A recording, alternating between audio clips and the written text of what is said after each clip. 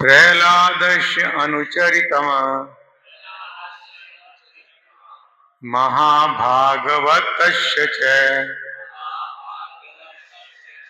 महाभागवतस्य च भक्ति ज्ञान विरक्ति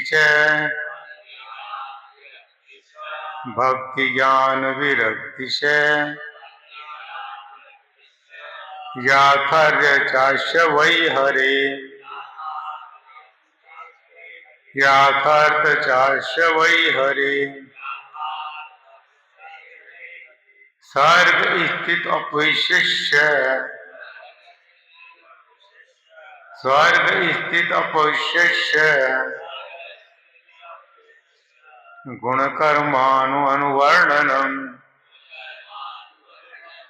गुणकर्मानुवर्णनम् परावरेषां स्थानानां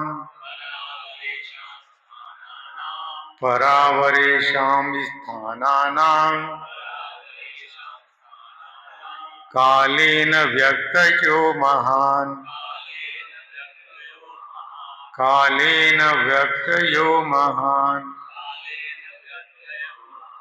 प्रह्लादस्य अनुचरितम् महाभागवतस्य च भक्ति ज्ञान विरक्ति से याथार्थ चास्य वै हरि स्वर्ग स्थित अपविश्य गुणकर्मानुवर्णनम् परावरेषां स्थानानां कालेन व्यक्तयो महान् प्रह्लादस्य अनुचरितम् महाभागवतस्य च भक्ति ज्ञान विरक्ति से यथार्थस्य चास्य वै हरे स्वर्ग स्थित अपविश्य गुणकर्मानुवर्णनम् परावरेषां स्थानानां कालेन व्यक्तयो महान्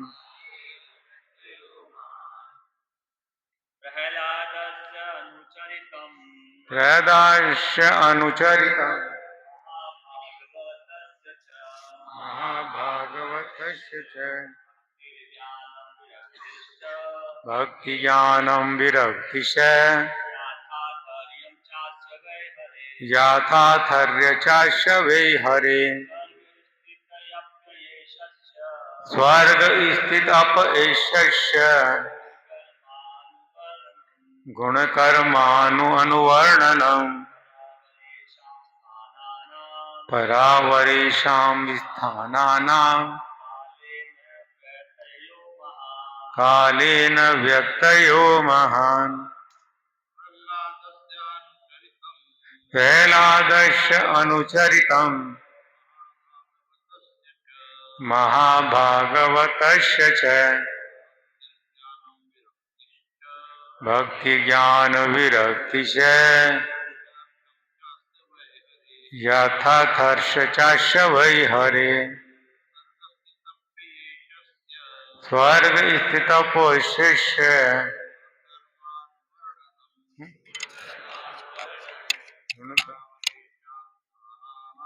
परावरेषां स्थानानां कालेन व्यक्तयो महान् प्रह्लादस्य अनुचरितम् महाभागवतस्य च भक्ति ज्ञान विरक्ति से याथार्थर्य चास्य वै हरे स्वर्ग स्थित अपविश्य गुणकर्मानुवर्णनम् परावरेषां स्थानानां कालेन व्यत्ययो महान्। मतः प्रह्लादस्य अनुचरितं महाभागवतस्य च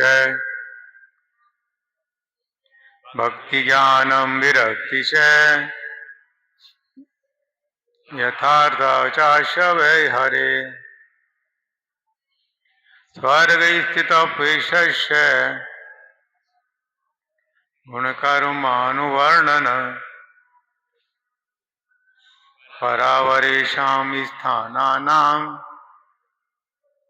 कालेन व्यक्तयो महान्। प्रह्लादस्य अनुचरितं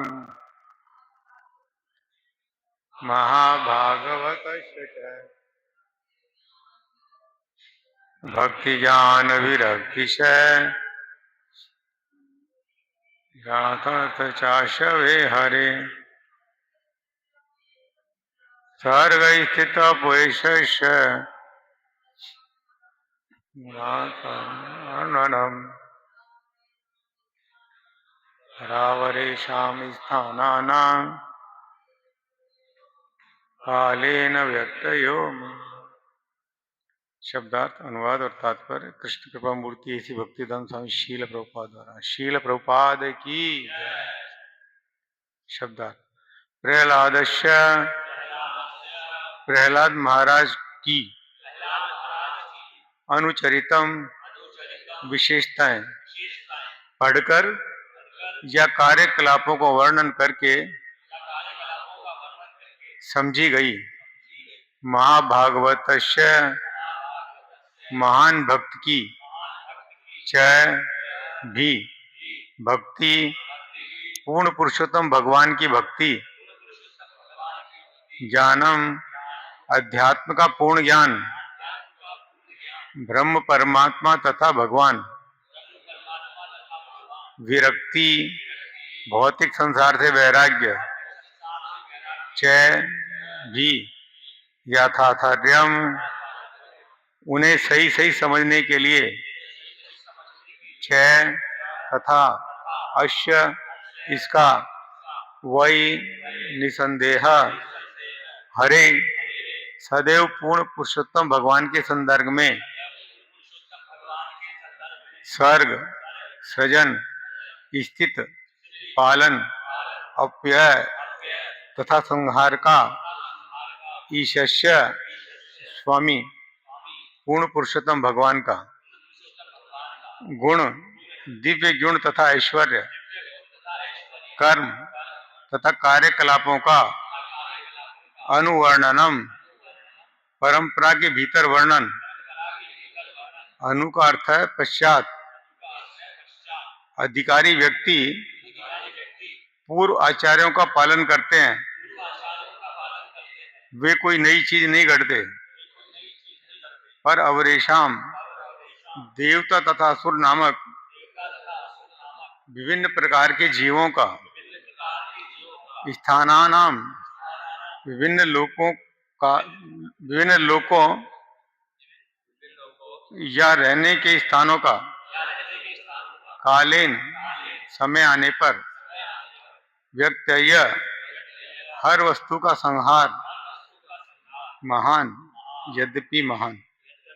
अनुवाद, यह कथा महाभागवत प्रहलाद के गुणों, उनकी दृढ़ भक्ति, उनके परिपूर्ण ज्ञान तथा भौतिक कल्मश से पूर्ण विरक्ति का बखान करती है। यह सृजन, पालन तथा संहार के कारण स्वरूप पूर्ण पुरुषोत्तम भगवान का भी वर्णन करती है। प्रहलाद महाराज ने अपनी स्थितियों में भगवान के दिव्य गुणों के साथ ही यह भी बतलाया कि किस तरह देवताओं तथा असुरों के आवास भगवान के निर्देश मात्र से ध्वस्त हो जाते हैं, चाहे भौतिक ऐश्वर्य से कितने ही भरे पूरे क्यों न हो। तात्पर्य, श्रीमद् भागवतम विभिन्न भक्तों के भगवान की सेवा से संबंधित चरित्रों के वर्णन से ओतप्रोत है। यह वैदिक वाग में भागवत कहलाता है, क्योंकि इसमें पूर्ण पुरुषोत्तम भगवान तथा उनके भक्तों का वर्णन है। प्रामाणिक गुरु के निर्देशन में श्रीमद् भागवतम का अध्ययन करने से मनुष्य कृष्ण के विज्ञान, भौतिक तथा आध्यात्मिक जगतों की प्रकृति तथा जीवन लक्ष्य को पूर्ण रूपेण समझ सकता है। श्रीमद् भागवतम अमल पुराणम, श्रीमद् भागवतम निष्कलंक वैदिक वाग में है, जैसा कि श्रीमद् भागवत के प्रारंभ में ही बता चुके हैं। अतः श्रीमद् भागवत को समझने मात्र से ही हम भक्तों के कार्यकलाप, असुरों के कार्य, स्थायी तथा नश्वर धामों के विज्ञान को समझ सकते हैं। श्रीमद् भागवतम के माध्यम से हर बात भली भांति ज्ञात हो जाती है। ओम ज्ञान तिमिरस्य ज्ञानांजन शलाकया चक्षुरुन्मीलितं येन तस्मै श्री गुरुवे नमः। श्री चैतन्य मनोविष्टं स्थापितं येन भूतले समरूप कदा मयं ददाति स्वपदान्तिकम्।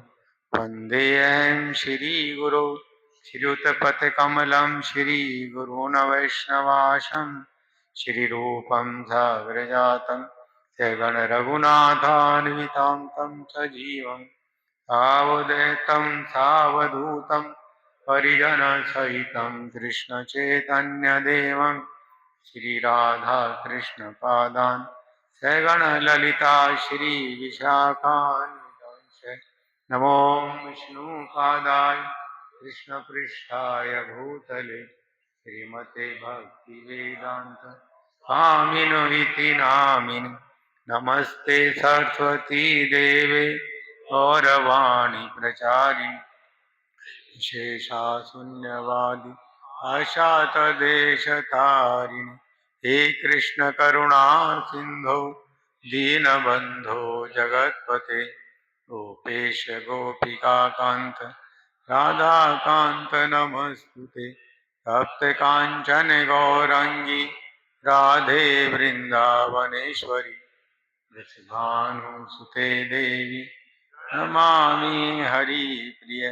वाञ्छाकल्पतरुभ्यश्च कृपा सिन्धुभ्येव च पतितानां पावनेभ्यो वैष्णवेभ्यो नमो नमः।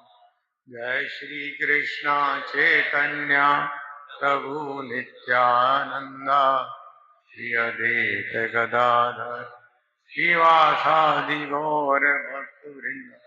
हरे कृष्णा कृष्णा कृष्णा हरे हरे, हरे राम राम राम। सभी उपस्थित भक्तों का स्वागत है। इस श्लोक में नारद मुनि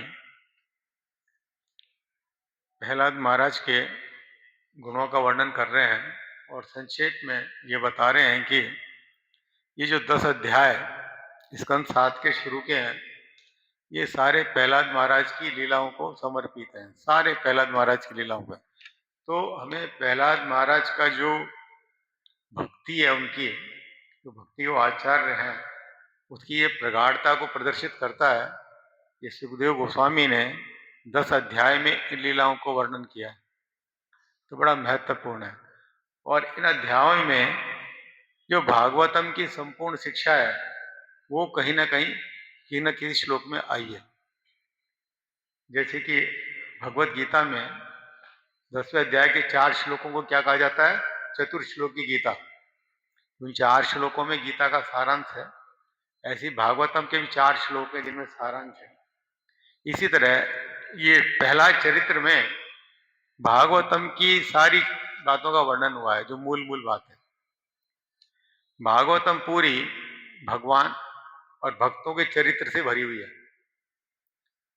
भागवत का मतलब भगवान भी होता है, भगवान के शुद्ध भक्त भी होते हैं, उनके चरित्र से ही भरी हुई है। और ये सारी चीजें इन पाठों में कवर है। शील प्रभुपाद ने अपनी टीका के लास्ट में ये लिखा है कि श्रीमद् भागवत को समझने मात्र से ही हम भक्तों के कार्यकलापों, असुरों के कार्य, स्थायी तथा नश्वर धामों के विज्ञान को समझ सकते हैं और भगवान का हम पूर्ण ज्ञान प्राप्त कर सकते हैं। पूर्ण ज्ञान क्या मतलब होता है? परमात्मा रूप में, ब्रह्म ज्योति के रूप में और पूर्ण पुरुषोत्तम भगवान के रूप में भगवान को हम जान सकते हैं। तो इन अध्यायों में ये सारी चीजें कहीं ना कहीं चर्चा में आई। हम थोड़ा लिंक करने की कोशिश करेंगे कि किस तरह से भागवतम की सारी शिक्षाएं यहाँ पर मौजूद हैं। ये प्रहलाद महाराज के गुणों के रूप में हो, भगवान के ऊपर हो, भगवान के कार्यकलापों में हो, हाँ?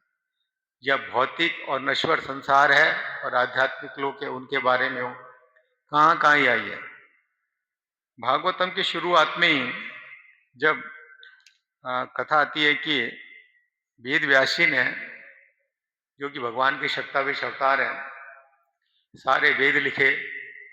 उनको लगा कि वेद लोगों के समझ के बाहर हैं, उन्होंने उनकी टीकाएं लिखी, वेदांत सूत्र लिखे, वेदांत लिखे।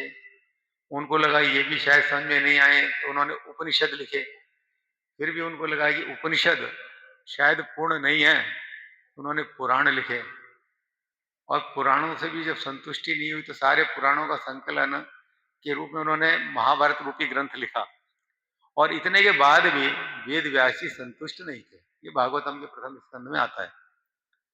जब वो इस तरह से सोच में बैठे थे तो नारद मुनि इनकी कुटिया में आते हैं।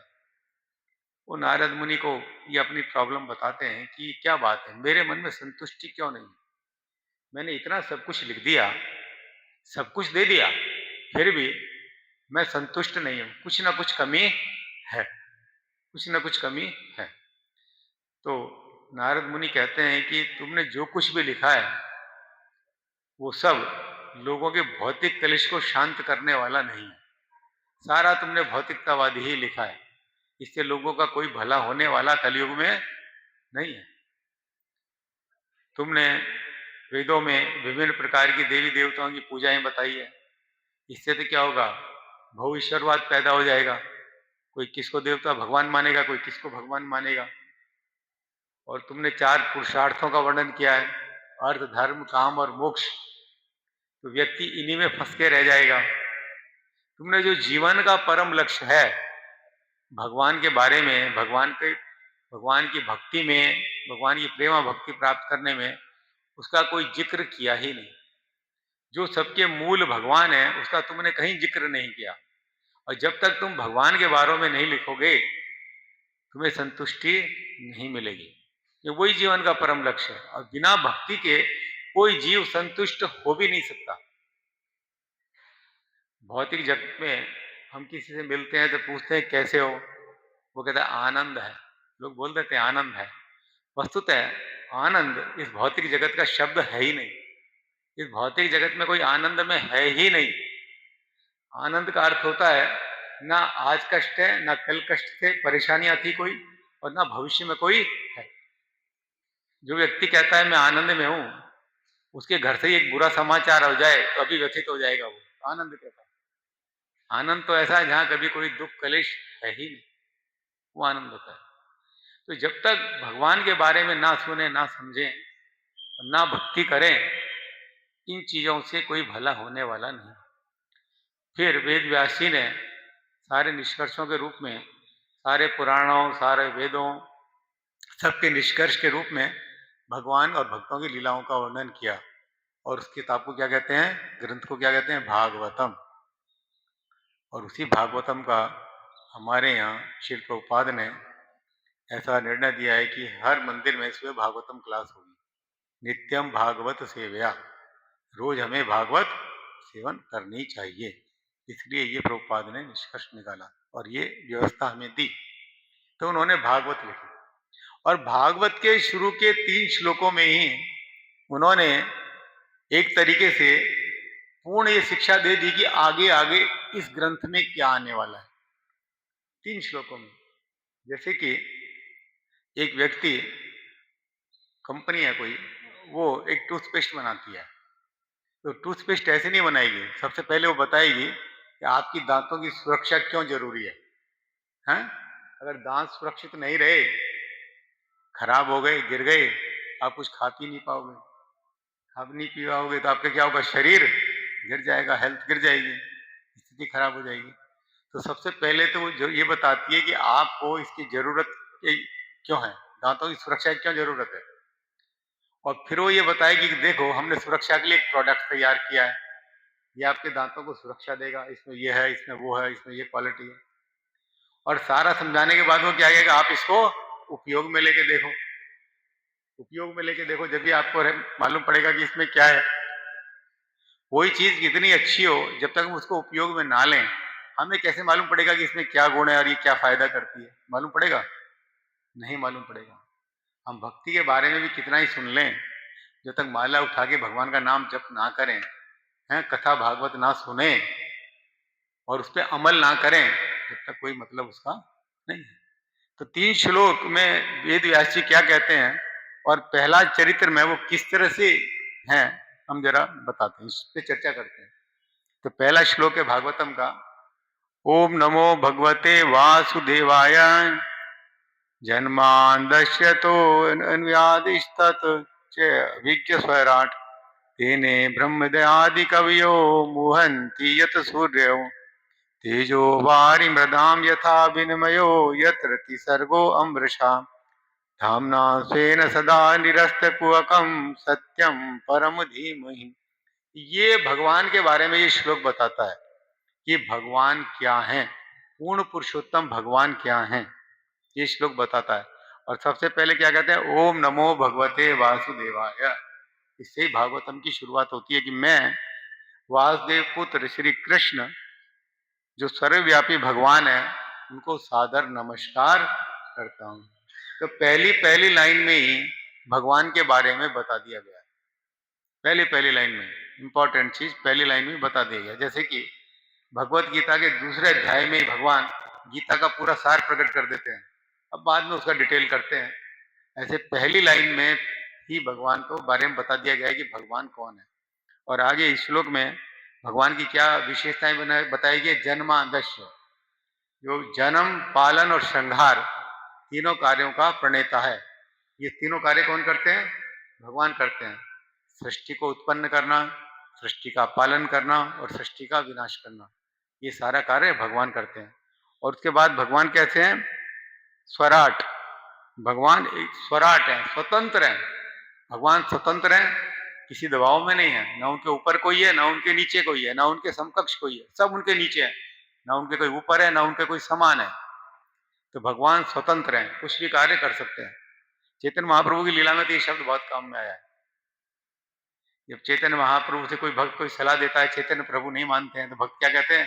आप परम स्वतंत्र हैं, आप कुछ भी कर सकते हैं, हम तो बस कह ही सकते हैं, आपके ऊपर है, आपकी क्या लीला है आप जानते हो।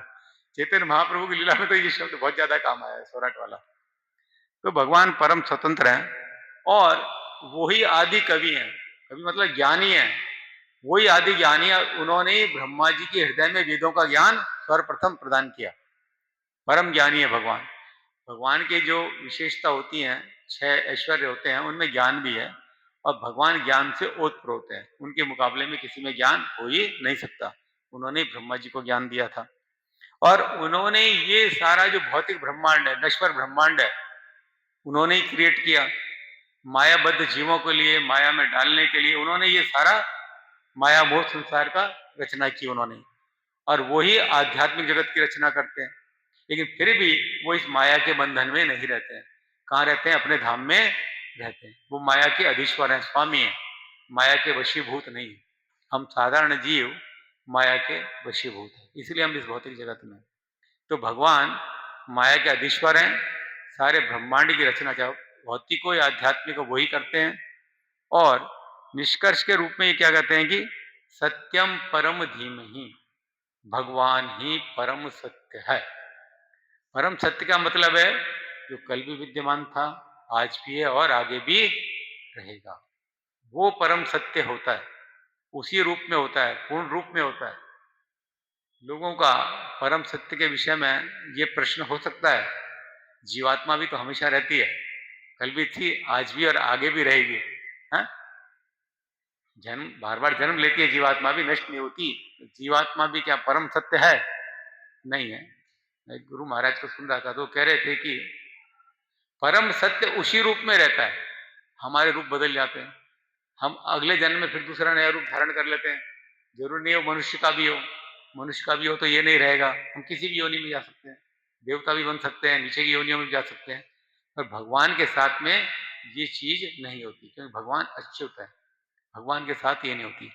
तो ये सारा ज्ञान पहले श्लोक में ही कि भगवान कौन है, वो क्या करते हैं, उनका स्वरूप क्या है, उनकी आदतें क्या है, ये सारा बता दिया गया है। और हमारे को उनका जीवन लक्ष्य भी बता दिया गया है कि मैं भगवान को नमस्कार करता हूँ, ये जीवन लक्ष्य है। भगवान भगवत गीता में कहते हैं ना, मन मना भाव मद भक्तो मध्याजी माम नमस्कुरु, मेरे भक्त बनो, मुझे नमस्कार करो, मेरी पूजा अर्चना करो, ये सब करो। तो वही ये शुरू में ही बता दिया गया है कि भगवान पूर्ण पुरुषोत्तम भगवान है, ये सारा कार्य वो करते हैं और हमारा कार्य उनकी शरण में जाना है, उनकी सेवा करना है, उनकी प्रेम भक्ति प्राप्त करना है। अब प्रहलाद महाराज की जो शिक्षाएं हैं उनमें भी यही बात आती है। जब हिरण्यकशिपु प्रहलाद महाराज को बुलाता है, प्यार से गोदी में बैठाता है और पूछता है कि